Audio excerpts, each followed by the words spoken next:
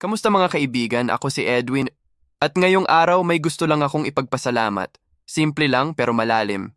Minsan kasi may mga bagay tayong araw-araw ginagamit pero bihira nating napapansin.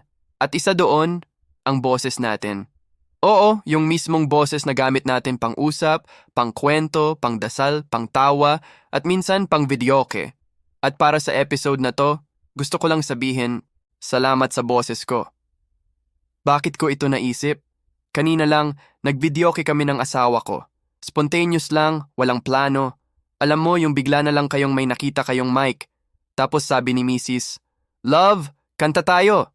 At syempre, game agad.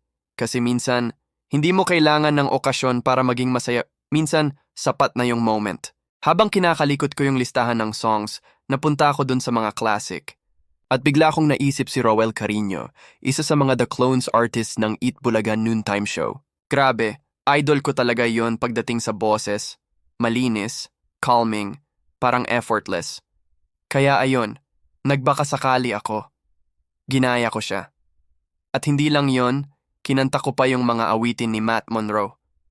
Kung tutuusin, hindi naman kagandahan ang boses ko sa pag-awit.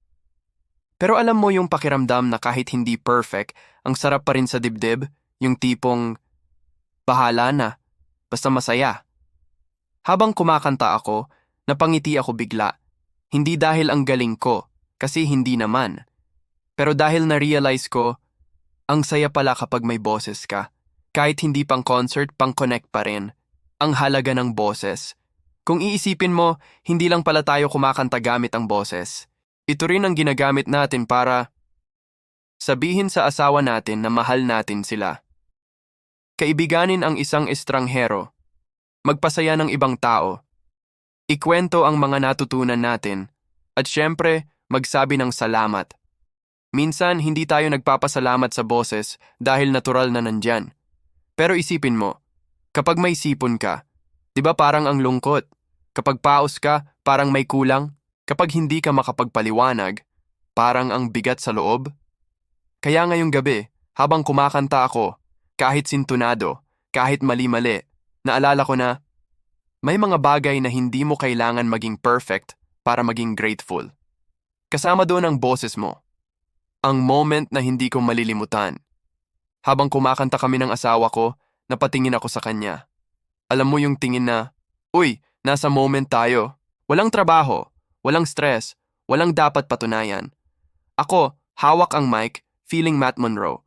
Siya, nakatawa, minsan tumatakbo palayo kapag lumalagpas ako sa tono. Pero bumabalik din kasi game din siyang makipagkulitan. At dun ko talaga na-feel na hindi mahalaga kung maganda ang boses mo, mahalaga kung masaya ang puso mo. Hindi namin napansin ang oras. Isang kanta lang dapat, naging 3, naging 5, hanggang tuloy-tuloy na. At habang kumakanta ako, nagpasalamat ako sa sarili ko. Salamat sa boses ko. Salamat at kaya ko pang magsalita. Salamat at kaya ko pang kumanta. Salamat at kaya ko pang tumawa. Minsan nga, hindi mo kailangan ng malaking dahilan para maging masaya. Kailangan mo lang maging present. At kailangan mo lang pakinggan ang sarili mong boses, kahit minsan gusto mong takbuhan. Para sa mga nakakalimutang magpasalamat. Kaya ngayon, gusto kong tanungin ka, kailan ka huling nagpasalamat sa boses mo? Hindi dahil maganda o malakas o perfect, pero dahil ginagamit mo siya. At dahil sa boses mo, may mga taong nakakakilala sa'yo, nakakatanggap ng pagmamahal mo, at natatawa sa mga hirit mo. Kung ikaw man ay may pinagdadaanan o may panahong hindi madali magsalita, o may panahon na parang ayaw mo magsalita, okay lang. Pero sana, one of these days, sabihin mo rin sa sarili mo, salamat sa boses ko. Kasi hindi mo alam, baka may taong umaasa sa boses mo. Baka may taong napapangiti mo sa simpleng hello. Baka may taong pinapalakas mo sa simpleng kaya mo yan. At baka ikaw mismo, kailangan mo ring marinig ang sarili mong boses para maalala na buhay ka, lumalaban ka, at nagmamahal ka. Closing reflection. At ngayong gabi, habang nagre-record ako ng episode na ito, dala ko pa rin yung saya ng simpleng videoke session namin ng asawa ko. Isang reminder na hindi kailangang mahal ang entertainment para maging priceless ang moment. Salamat sa boses ko. At salamat sa pagkakataong makapagpasaya, makapag-share, makapag-inspire, at makapagbigay ng kahit konting liwanag sa araw mo. Kung may isa kang bagay na ipagpapasalamat ngayong araw, sana piliin mo rin yung isang bagay na akala mong ordinaryo lang. Kasi madalas, dun nagtatago ang blessing. Bago ko tapusin ang episode na ito, mga kaibigan, kung nagustuhan nyo ang usapan natin ngayon, huwag niyong kalimutang i-like, i-share, at i-subscribe.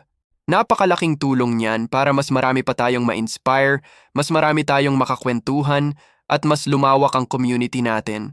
At syempre, maraming salamat sa lahat ng nakapag-subscribe na. Mahalaga kayo, sobra. Kayo ang dahilan kung bakit mas masarap magsalita at mas masarap magpasalamat. Maraming salamat at hanggang sa susunod na kwentuhan.